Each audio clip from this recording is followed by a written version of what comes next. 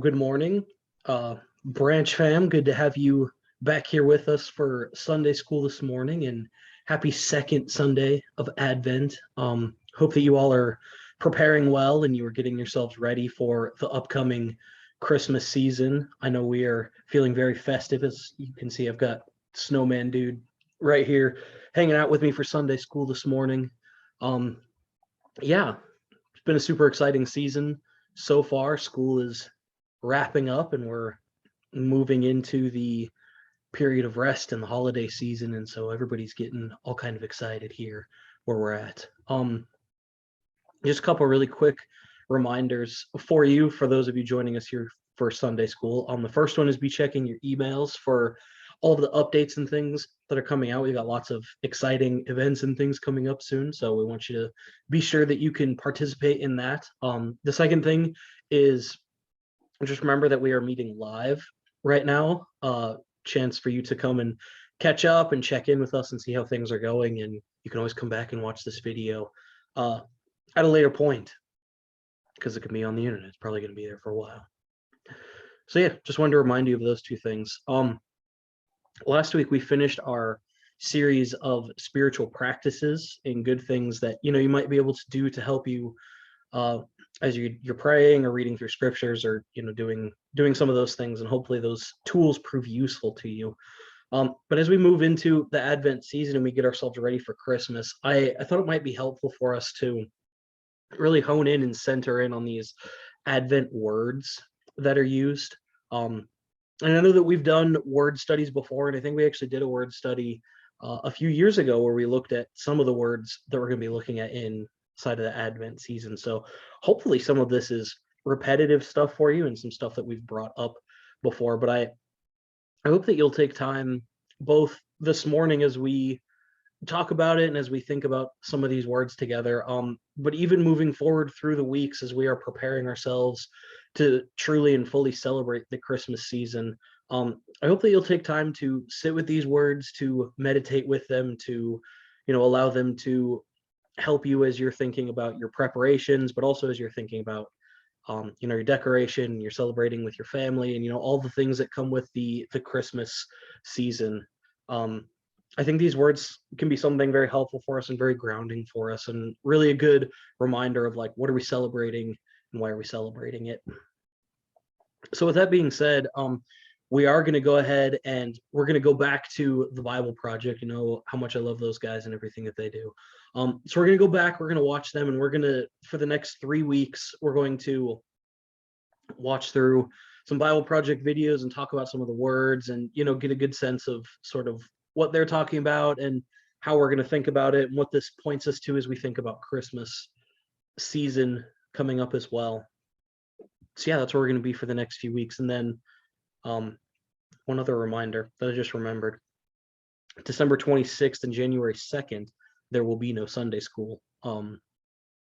Yeah, there'll still be services. We're combining a celebration on the 26th, and the 2nd we'll have branch service, but no Sunday school on either of those days. So that's why we're only doing 3 weeks, and because there's only 4 words in Advent, and we missed the first week. Cool. So with all that being said, let's move into our discussion and video for the second week of Advent, the word peace, or the word Shalom. Let's watch this video together. The word peace is common in most languages. People can talk about peace treaties or times of peace. It means the absence of war. And in the Bible, the word peace can refer to the absence of conflict, but it also points to the presence of something better in its place. In the Old Testament, the Hebrew word for peace is shalom. And in the New Testament, the Greek word is eirene. The most basic meaning of shalom is complete or whole. The word can refer to a stone that has a perfect, whole shape with no cracks. It can also refer to a completed stone wall that has no gaps and no missing bricks. Shalom refers to something that's complex with lots of pieces that's in a state of completeness, wholeness. It's like Job, who says his tents are in a state of shalom because he counted his flock and no animals are missing. This is why shalom can refer to a person's well-being. Like when David visited his brothers on the battlefield, he asked about their shalom. The core idea is that life is complex, full of moving parts and relationships and situations. And when any of these is out of alignment or missing, your shalom breaks down. Life is no longer whole. It needs to be restored. In fact, that's the basic meaning of shalom when you use it as a verb. To bring shalom literally means to make complete or restore. So Solomon brings shalom to the unfinished temple when he completes it. Or if your animal accidentally damages your neighbor's field, you shalom them by giving them a complete repayment for their loss. You take what's missing and you restore it to wholeness. The same goes for human relationships. In the book of Proverbs, to reconcile and heal a broken relationship is to bring shalom. And when rival kingdoms make shalom in the Bible, it doesn't just mean they stop fighting, it also means they start working together for each other's benefit. This state of shalom is what Israel's kings were supposed to cultivate, and it rarely happened. So the prophet Isaiah, he looked forward to a future king, a prince of shalom. And his reign would bring shalom with no end, a time when God would make a covenant of shalom with his people and make right all wrongs and heal all that's been broken. This is why Jesus' birth in the New Testament was announced as the arrival of eirene. Remember, that's the Greek word for peace. Jesus came to offer his peace to others, like when he said to his followers, "My peace I give to you all." The apostles claimed that Jesus made peace between messed up humans and God when he died and rose from the dead. The idea is that he restored to wholeness the broken relationship between humans and their creator. This is why the Apostle Paul can say Jesus himself is our eirene. He was the whole complete human that I am made to be but have failed to be. And now he gives me his life as a gift. And this means that Jesus' followers are now called to create peace. Paul instructed local churches to keep their unity through the bond of peace, which requires humility and patience and bearing with others in love. Becoming people of peace means participating in the life of Jesus, who reconciled all things in heaven and earth, restoring peace through his death and resurrection. So peace takes a lot of work, because it's not just the absence of conflict. True peace requires taking what's broken and restoring it to wholeness, whether it's in our lives, our relationships, or in our world. And that's the rich biblical concept of peace.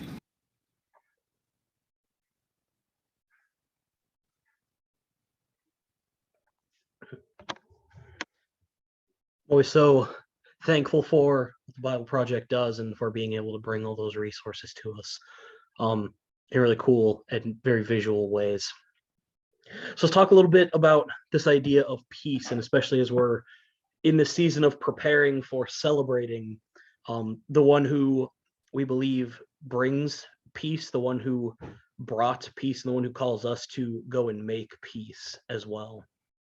And I love this idea of peace and of shalom, and ultimately of the Greek eirene, being this idea of it's a completeness, it's a wholeness, and it's a restoration of ultimately things that have been lost or things that feel like they have been broken. It's bringing it all back into completeness, into wholeness. That's a very Wesleyan, a very Nazarene idea.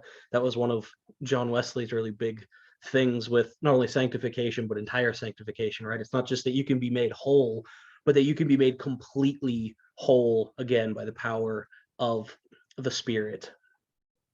And so this Advent season, we take time, and last week we talked about hope, and the whole season of Advent is really set up on this idea of hope, that we're hoping and we're waiting and we're expecting. But then these next few weeks really tell us, what are we waiting for? What are we expecting? What are we actually hoping comes to us? And the first one of these things is peace. We're hoping for peace. We're waiting for peace. In fact, Isaiah, the passage that the Bible Project quoted and that we're going to read here in just a second, talks about this future one who seems to be coming, who is going to be the Prince of Peace, or this ruler who brings about shalom.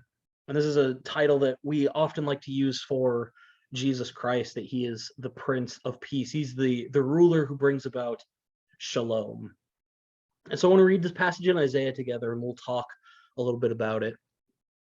This is Isaiah chapter 9. I'm just going to start at verse 1. I think it's about 7 verses. So here's Isaiah chapter 9. It says, "But there will be no more gloom for her who was in anguish. In earlier times, he treated the land of Zebulun and the land of Naphtali with contempt, but later on he will make it glorious by the way of the sea on the other side of the Jordan, Galilee of the Gentiles. The people who walk in darkness will see a great light. Those who live in a dark land, the light will shine on them. You will multiply the nation. You will increase their joy. They will rejoice in your presence as with the joy of harvest, as people rejoice when they divide the spoils. For you will break the yoke of their burden and the staff on their shoulders, the rod of their oppressor, as at the battle of Midian. For every boot of the marching warrior and the roar of battle, the cloak rolled in blood will be for burning, it will be fuel for the fire. And I'll pause there for just a second before we read these next couple of verses. You're hopefully picking up that there's some serious war language that's going on here. And again, Advent originally starts with a people in exile, a people who have been ravaged by war, who have been war torn, who've been split and wrestled apart, and who really are looking forward to a time and are waiting with hope for a time when there is no more war, when there is no more conflict. And so you already hear about some of these things that these people and that we ultimately are hoping for, right?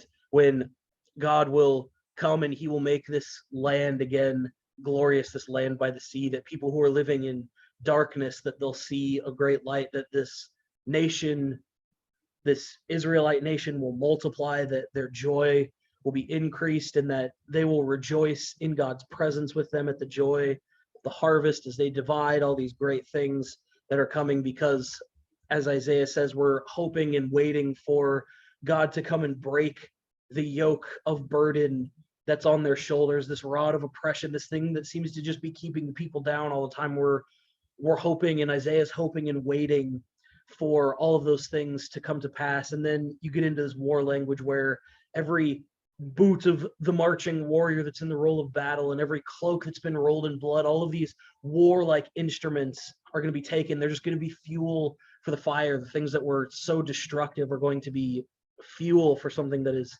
life-giving and, necessary for life. And here's the next couple of verses. It says, "For a child will be born to us, a son will be given to us, and the government will rest on his shoulders. And his name will be called Wonderful Counselor, Mighty God, Eternal Father, Prince of Peace. There will be no end to the increase of his government or of peace on the throne of David and over his kingdom, to establish it and to uphold it with justice and righteousness from then on and forevermore. The zeal of the Lord of armies will accomplish this." Now I want us to pause here for just a second, because there's really two important ways for us to approach this verse. The first really important way to approach this verse, I think, is the traditional way that this verse has been approached by Christian audiences. Now we need to understand that the original authors approaching this, and this is the second approach that we're going to get to in a second, but the original authors had no concept of this being a future prophecy. They had no concept of this being, something like this is a definitive something that is going to happen. What's being represented here is this is a hope, a future expectation, saying we look back into the past and we say God has been faithful. God has promised that we're going to have a king that is going to rule over us in righteousness. And so we're waiting and we're hoping for the day when this comes. And this is our ultimate end goal that we're setting out for and that we're waiting for. But we don't necessarily have a time or a place picked out for it. There's nothing necessarily super designated for that, but this is the hope and this is the goal that we're waiting for. And so you have this past interpretation that people are coming for, and then the New Testament writers come about and have lived alongside of Jesus and have experienced his life and his teachings. And through the eyes of faith in Jesus, they go back and they reread this passage and they're like, whoa, we recognize this. In fact, this is talking about Jesus. This is, in fact, the one whom he claimed to be. And so there's these two really important translations are so important to hold in tension with each other. Because the original audience, again, they might have been waiting for or hoping for somebody to come about and to bring about a literal kingdom of peace, like a ruler to be set up and to establish this good kingdom where everybody'd be treated the right way, there'd be no injustices and all the slaves would be set free, right? It's this very concrete idea. And so when Jesus comes and does the work that Jesus does, again, the gospel authors and the authors of the New Testament, looking back on it, faith are able to say, certainly Jesus has done this, but it definitely doesn't look the way I think that we originally had anticipated. And I think that's where we get tripped up, is inside of this warlike and this warrior language, because Jesus came not as a warrior, but he came as a meek and mild servant. And so taking this passage and reinterpreting it and re-understanding it, it has these important contexts that we need to make sure that we sift out, and they're both very important for understanding what we're talking about. But so on either understanding, though, I think there's something really important that this passage is pointing us to, this one who is going to be given, this one who's going to set up this kingdom of peace. What is it that they're ultimately going to set up? And again, we start thinking back to this warlike language from the exile, right? They're going to set up a kingdom where war and conflict and strife and literally just the killing of people is no longer something that we even think is necessary, right? Cloaks that are soaked in blood and the boots that marching warriors are going to be used. Like every war implement is going to be taken and thrown into the fire. It's going to be turned and used for something completely different. And that's that concept of shalom, right? The things that were broken, or the things that, are not whole and complete, will now be turned back again to making something whole and complete. And the implements that were used to cut things short are now things that are used to extend and to restore. And in the same way, you have this idea of something happening in the New Testament as well, right? Where you have this Prince of Peace, this one who is coming and who is now advocating and who is working on behalf of those who live inside of this Christian community, who has established this kingdom, as Isaiah says, with justice and righteousness from then on and forevermore. And we believe that Jesus is the one who accomplishes these things. That's why we call ourselves Christians. We fit inside of this tradition that says, yes, Jesus is the one that did those things. And so as we're waiting and as we're hoping for peace, this is something that we're hoping and that we're waiting for.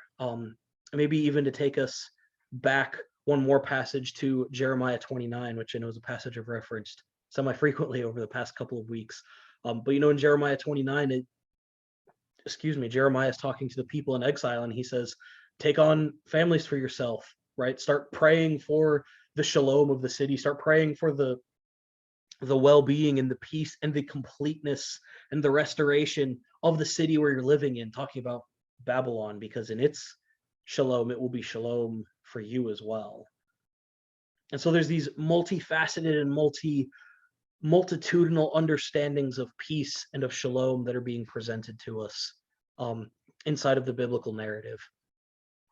And so what I really want to encourage you to do this morning, and maybe with the remaining time that you have between now and between the sermon, because the sermon is going to be talking about something almost exactly like this, and you'll hopefully have a better appreciation and understanding of the peace that is taking place inside of the sermon text, having dialogued and having thought about this a little bit. But I encourage you to sit with this concept of peace, this idea of peace. Maybe you can take your Bible and you can read through a couple of different places where you're starting to think about where peace shows up, or the concept of even shalom shows up, and start like prodding at it and start looking for, how is this showing up? How do I, when I hear peace, how am I expecting to hear it? How am I using it to play out in my life? And where am I looking to see peace happen?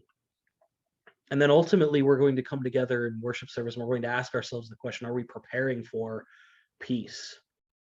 I think the Bible Project video did a really great job of this at the end, and it's one of the points that I want to make today in regards to peace as well, is that the people of Christ are not called to just be peacekeepers, but we're meant to be peacemakers. We're meant to go out and actually do the hard work of bringing about peace, of bringing about restoration, of bringing about completeness to all people, even those, and maybe especially those that we don't feel like deserve it, because that's what this Advent season is all about for us. It's about preparing for the one who came and brought peace for us, even when we didn't deserve it. So take all of these thoughts, hold them, dialogue with them, and then, as I said, we'll come back and we'll talk about peace more during our worship service. But as always, if you have questions about any of this or comments, or you'd just like to reach out, or you have questions about upcoming events or something, please feel free to email me. My email is still right down below this here. I also encourage you to check out the Bible Project on their website. I believe it's just bibleproject.org or .com or something like that. But go and check them out as well. They have a ton of really good resources that you can use and that you can look at, to help get your mind going with this. And you can also go and watch the Advent videos again.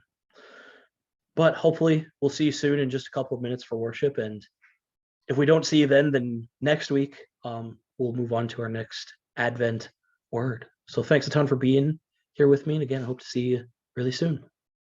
Bye.